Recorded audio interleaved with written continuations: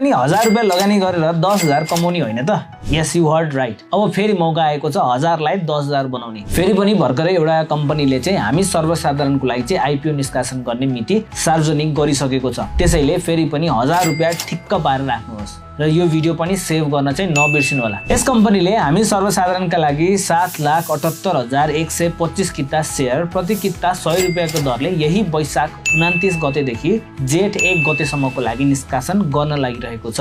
कम्पनीको बारेमा हेर्नुपर्दा यो कम्पनी चाहिँ ताप्लेजुङ जिल्लामा 13.5 मेगावाटको रन अफ रिभर मोडलमा सुपर कावेली खोला हाइड्रो पावर प्रोजेक्ट सञ्चालन गर्न लागिरहेको छ। कम्पनीको हाल इपिएस अर्थात् प्रति शेयर आम्दानी रु 4.98 रहेको छ भने नेटवर्थ पर शेयर भनेको चाहिँ 105 रुपैयाँ 6 पैसा रहेको छ। मतलब कम्पनी नेप्सेमा कारोबारको लागि आउँदा यसको ओपनिङ रेन्ज चाहिँ 105 रुपैयाँ 6 पैसादेखि 315 रुपैयाँ 18 पैसाको बिचमा हुनेछ। यस कम्पनीको इस्यु म्यानेजरको कुरा गर्ने हो भने सानिमा क्यापिटल लिमिटेड रहेको छ र केयर रेटिङ नेपालले चाहिँ कम्पनीलाई केयर रेटिङ BB+ दिएको छ, जसले चाहिँ मोडरेट लेभल अफ रिस्क जनाउँछ। यो कम्पनीमा न्यूनतम 10 किता र अधिकतम 1000 कितासम्म आवेदन दिन सकिनेछ। त्यसैले कम्तीमा पनि 10 किता चाहिँ भर्न नबिर्सिनु होला। साथै यस्तै आइपिओ अपडेटको लागि हाम्रो च्यानललाई फलो गर्न त बिर्सिँदै नबिर्सिनु होला।